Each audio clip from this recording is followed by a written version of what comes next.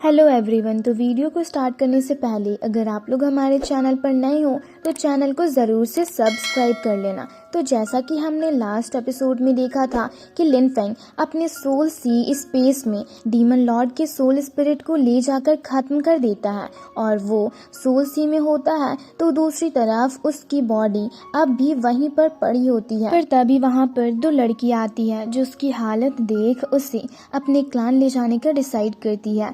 अब आगे हम देखते हैं कि वो दोनों लिन फेंग को अपने कैरेज के जरिए सेक्ट लेकर जाने लगती है, जिसमें वो छोटी लड़की लिन फेंग को बेहोश देख अपनी बहन से कहती है अगर ये सच में एक आउटसाइडर हुआ तो क्या ये हमें अपने साथ लेकर अपनी दुनिया में जाएगा।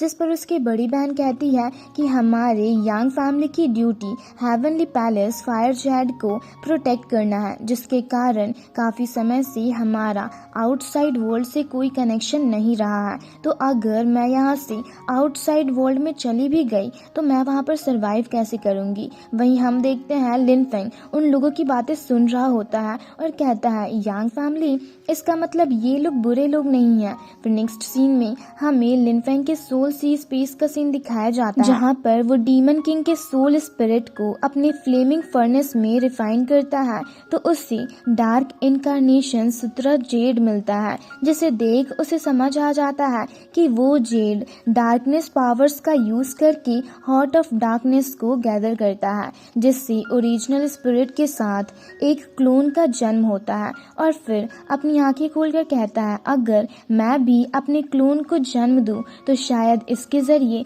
मैं अपने शेनवू को रीशेप कर सकता हूँ। ये तो सच में काफी मिस्टीरियस टेक्निक है जिसके जरिए मैं और भी सुप्रीम स्किल्स को ऑब्टेन कर सकता हूँ। वहीं दूसरी तरफ हम देखते हैं वो लड़कियां अपने कैरेज के जरिए सेक्ट जा ही रही होती है कि तभी उनके रास्ते में कुछ डीमन कल्टीवेटर्स आ खड़े होते हैं जो कि डार्क वर्ल्ड के रॉयल फैमिली से बिलोंग करते हैं। तो उनमें से उनका लीडर उनसे कहता है मिस यांग, फेरी सिटी में वापस जाना आपके लिए इतना आसान नहीं होगा। जिसे सुनकर मिस यांग की छोटी बहन काफी ज्यादा डर जाती है। तो मिस यांग उससे कहती है तुम इसे लेकर यहाँ से निकलो, तब तक मैं इन्हें संभालती हूँ। तो वो उससे गले लगाकर कहती है नहीं, हम एक साथ ही वापस जाएंगे। पर मिस यांग उसे अपने से दूर करके उन डीमन कल्टीवेटर्स पर अपनी स्वॉर्ड से अटैक कर देती है। ये देख उसकी छोटी बहन रोते हुए लिन फेंग को लेकर वहाँ से निकल जाती है। ये देख उन डीमन कल्टीवेटर्स का लीडर अपने बंदों को उसके पीछे भेजता है और वो काफी आसानी से मिस यांग के अटैक को ब्लॉक कर देता है। ये देख मिस यांग काफी सारे स्वॉर्ड के जरिए फिर से उस पर अटैक करती है। ये देख वो डीमन कल्टीवेटर अपने स्पिरिट बॉडी को समन करता है और मिस यांग के अटैक को ब्लॉक करके उन पर अटैक कर देता है। तो मिस यांग भी उस पर अपने सन ईगल स्लैश टेक्निक से अटैक करके एक ही झटके में उसकी स्पिरिट बॉडी को डिस्ट्रॉय कर देती है। ये देख वो डीमन कल्टीवेटर हंसते हुए कहता है ये अब भी मुझे हराने के लिए इनफ नहीं है। और ये कहकर वो अपनी पावर्स के जरिए एक मैजिकल पोर्टल को क्रिएट करता है जिसमें से कुछ एविल चेन्स बाहर निकलकर मिस यांग के हाथ और पैरों को जकड़ लेता है, जिससे वो खुद को आजाद नहीं कर पा रही होती। ये देख वो डीमन कल्टीवेटर उससे हंसते हुए कहता है तुमसे पावरफुल कल्टीवेटर्स भी मेरे हाथों से बचकर भाग नहीं पाते, तो तुमसे डील करना तो मेरे बाएं हाथ का खेल है। तो अगर तुम मेरी टीम को ज्वाइन कर लो तो मैं तुम्हारी जान बख्श दूंगा। पर मिस यांग गुस्से से अपनी पावर्स का यूज करते हुए कहती है इसके तो तुम बस सपने ही देखो। और ये कहकर वो अपनी पावर्स से खुद को आजाद करने की कोशिश करती है, जिससे एक स्ट्रॉन्ग ऑरा रिलीज होता है और वो डीमन कल्टीवेटर भी पीछे की ओर चला जाता है और गुस्से से मिस यांग से कहता है अगर तुम मेरी डील को एक्सेप्ट नहीं करोगी तो तुम्हें बहुत बड़ी पनिशमेंट मिलेगी। वहीं दूसरी तरफ उसके साथ ही मिस यांग की छोटी बहन के पीछे पड़े होते हैं, जिनसे बचते हुए वो लिन फेंग के साथ आगे बढ़ रही होती है। ये देख उनमें से एक बंदा अपनी पावर्स के जरिए एक एविल ड्रैगन को समन करके मिस यांग की छोटी बहन पर अटैक कर देता है, जिसके कारण उसके हाथों से लिन फेंग छूट जाता है और नीचे की ओर जाने लगता है। साथ ही वो खुद भी घायल होकर नीचे की ओर जाने लगती है। ये देख मिस यांग जोर से चिल्लाते हुए कहती है शाइनी, और यहाँ उसकी छोटी बहन का नाम हमें शाइनी पता चलता है। वहीं दूसरी तरफ वो डीमन कल्टीवेटर मिस यांग पर एक स्ट्रॉन्ग ग्रेविटी प्रेशर डालते हुए कहता है उस ही डाओ की हिम्मत भी कैसे हुई मेरे साथ compete करने की, और यहाँ हमें ये ही डाओ कौन है इसके बारे में आगे पता चलेगा। और फिर वो डीमन कल्टीवेटर कहता है वैसे अगर मैं तुम्हारे 3 आई गॉड को कैप्चर कर लूँ तो वो खुद पर खुद मेरे आगे सरेंडर कर देगा। वहीं दूसरी तरफ शाइनी जैसे ही अपनी आंखें खोलती है तो देखती है वो एविल ड्रैगन उसे निगलने वाला होता है, पर तभी जैसे ही उसका आंसू लिन फेंग के फोरहेड पर गिरता है, लिन फेंग उठ जाता है और अपने गोल्डन बेल्ट का यूज करके उस एविल ड्रैगन को रोककर शाइनी को बचा लेता है और अपनी पावर्स के जरिए उस एविल ड्रैगन को पीछे की ओर कर देता है। ये देख सब काफी हैरान होते हैं। तो वहीं शाइनी उसे देख काफी खुश होकर कहती है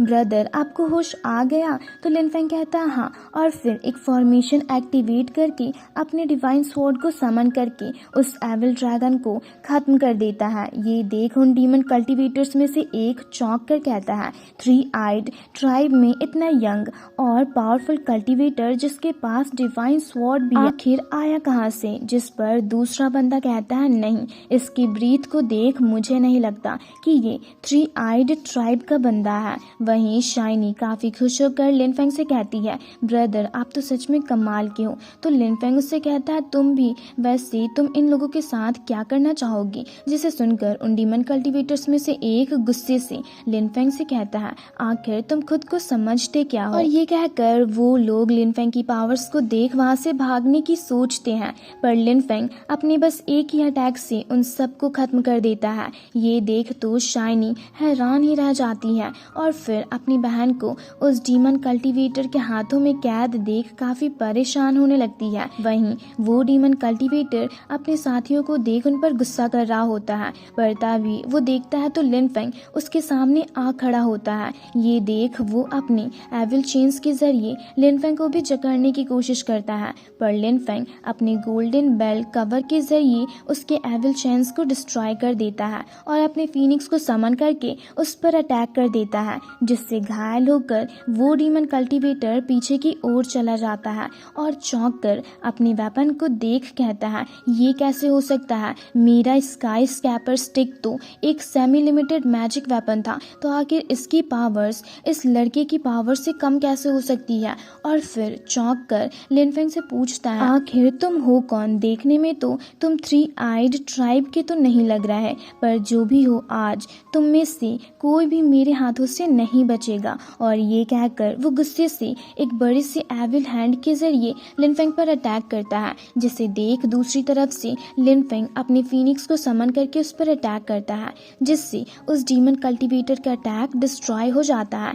ये देख वो हैरान रह जाता है और डर कर वहां से भागने लगता है। तो उसे जाता देख लिन फेंग कहता है अगर तुम भागना चाहती हो तो प्लीज खाली हाथ मत भागो। और ये कहकर वो उस पर अपने 10,000 स्वॉर्ड टेक्निक के जरिए अटैक कर देता है, पर वो अपनी एविल तालिस्मानी पेपर का यूज करके वहां से भागने में कामयाब हो जाता है। ये देख शाइनी कहती है जरूर डार्क क्लान का डिंगकॉन्ग मेंशन ने इसे यहाँ भेजा होगा। और फिर वो अपनी सिस्टर को उसके एविल चेन से आजाद करके पूछती है आप ठीक तो हो? तो मिस यांग लिन फेंग को उनकी जान बचाने के लिए थैंक्स कहती है। तो लिन फेंग उससे कहता है जान तो आपने मेरी बचाई थी, मैं तो बस आपका एहसान चुका रहा था। तो मिस यांग उससे कहती है आपकी स्ट्रेंथ के आगे तो वो लोग कुछ भी नहीं थे। जिस पर शाइनी कहती है अब तो वो डीमंस चले गए, तो चलो हम भी जल्दी से यहाँ से निकलते हैं। और फिर वो मिस यांग के कानों में कहती है सिस्टर क्या आप ब्रदर को पसंद करने लगी हो जो आप यहाँ से जाने का नाम ही नहीं ले रही? तो मिस यांग उससे कहती है शाइनी बकवास मत करो। ये सुनकर शाइनी लिन फेंग के पीछे खड़ी होकर मिस यांग को चिढ़ाने लगती है। तो मिस यांग लिन फेंग से पूछती है क्या आप हमारे क्लान चलना चाहोगे? तो लिन फेंग कहता हाँ जरूर। जिसके बाद वो सब मिस यांग के कैरेज के जरिए वहाँ से निकल जाते हैं। जहाँ जाते हुए रास्ते में शाइनी काफी खुश होकर लिन फेंग से पूछती पूछती है, ब्रदर आखिर आप कहाँ से हो और क्या आप मुझे अपनी दुनिया के बारे में बताओगे। तो लिन फेंग कहता है हाँ जरूर, और उसके ऐसा कहते ही ये एपिसोड यहीं पर खत्म होता है।